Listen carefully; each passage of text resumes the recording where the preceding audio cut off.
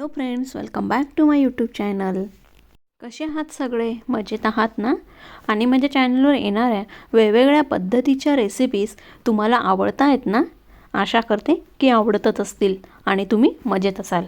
तर मग जर माझ्या चॅनलला अजूनपर्यंत तुम्ही सबस्क्राईब केलं नसेल आणि माझ्या चॅनलवर नवीन व्हिजिट करत असाल तर नक्की माझ्या चॅनलला सबस्क्राईब करा आणि तुमचा सपोर्ट माझ्यासोबत असू द्या.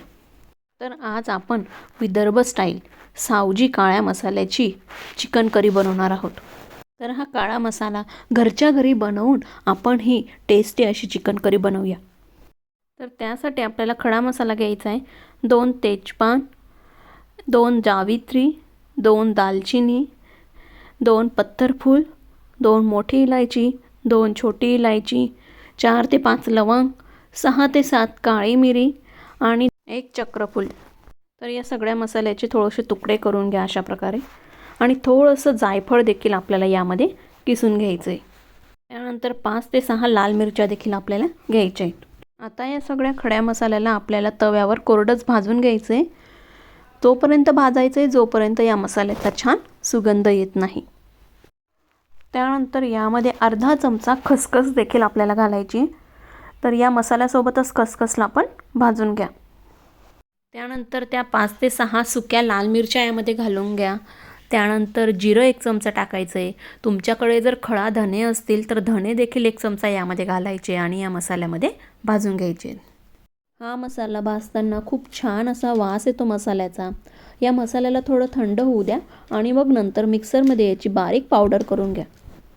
त्यानंतर आता आपल्याला ओला मसाला बनवून घ्यायचा आहे.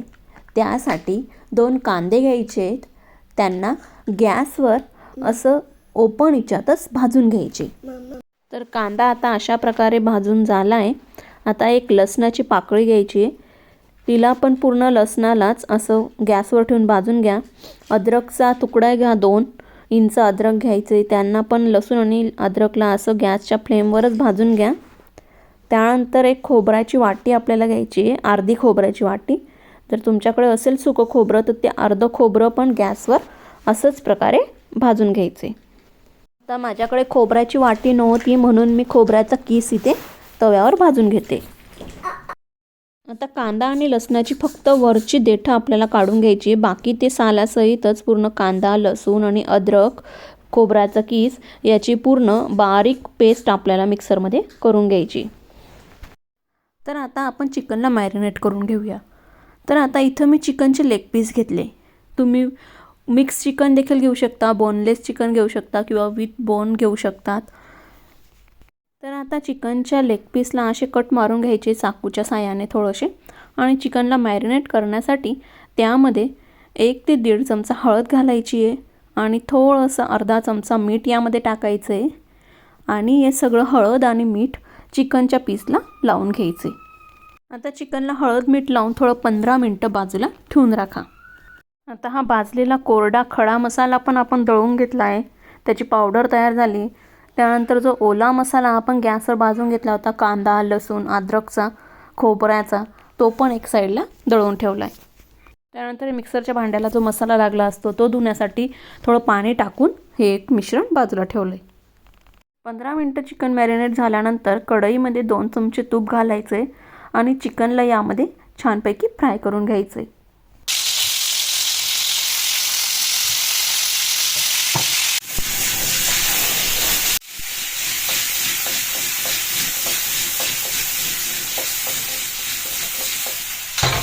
तर अशा रीतीने चिकनला तेलामध्ये फ्राय करून घेतलं तर ते थोडं शिजून पण जातं आणि छान वेगळी टेस्ट पण देतं.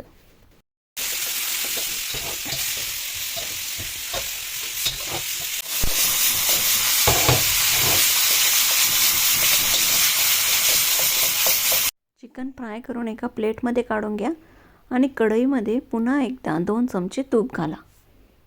आता या तुपामध्ये कांदा आणि खोबऱ्याचा जो आपण ओला काळा मसाला बनवला होता तो टाकायचा आहे आणि मसाल्याला व्यवस्थितपणे तुपामध्ये फ्राय करून घ्यायचं आहे. छानपैकी शिजू द्यायचं आहे. त्याच्यातला जो कच्चापणा असतो तो पूर्णपणे निघू द्यायचा आहे. मसाला 5 ते 7 मिनटं तुपामध्ये छान भाजला गेल्यानंतर जो खडा मसाल्याची आपण पावडर तयार करून घेतली होती ती 4 ते 5 चमचे घालायची. तुमच्या तिखटाच्या अंदाजाने घाला. आता यामध्ये आपण वरून कुठलंही लाल मिर्च पावडर टाकणार नाही आहेत, लाल तिखट, कारण आपण आधी लाल मिरच्या यामध्ये टाकल्या आहेत. किंवा या व्यतिरिक्त काही चिकन मसाला, मटन मसाला काहीच यामध्ये टाकायचे नाही आहे. आपण जो कांदा खोबऱ्याचा ओला मसाल्याचं वाटण केलं होतं ते आणि जे खड्या मसाल्याची पावडर आपण यामध्ये टाकली त्यानेच या भाजीला खूप छान टेस्ट येते. मसाला छान भाजला गेला की त्यामध्ये जे आपण चिकनचे पीस फ्राय केले होते ते पण आता सोडून द्यायचे आणि पूर्ण चिकनच्या पीसला व्यवस्थित हा मसाला नीट लावून घ्यायचा आहे, नीट मिक्स करून घ्यायचं आहे. त्यानंतर जे आपण मसाला धुवून जे पाणी आपण ठेवलं होतं ते पण यामध्ये ॲड करून घ्यायचं आहे. तसंच तुम्हाला जितकी पातळ करी करायची असेल त्या अंदाजाने तुम्ही यामध्ये पाणी घाला. नंतर भाजीवर झाकण ठेवून भाजीला उकळी येऊ द्यायची, चिकनचे पीस शिजू द्यायचे. त्यानंतर थोडंसं चवीनुसार यामध्ये मीठ घाला. आपण चिकन मॅरिनेट करताना देखील चिकनमध्ये आधी मीठ घातलं आहे, त्यामुळे त्या अंदाजाने घाला. त्यानंतर चमच्याच्या सहाय्याने भाजीला नीट मिक्स करून घ्या. 5 मिनटं थोडं फ्लेमवर राहू द्या आणि 5 मिनटानंतर गॅस बंद करून घ्या. आता भाजीत कापलेली कोथिंबीर घाला आणि आता झाली ही तयार आपली मस्तपैकी काळ्या मसाल्याची चमचमीत झणझणीत अशी चिकन करी.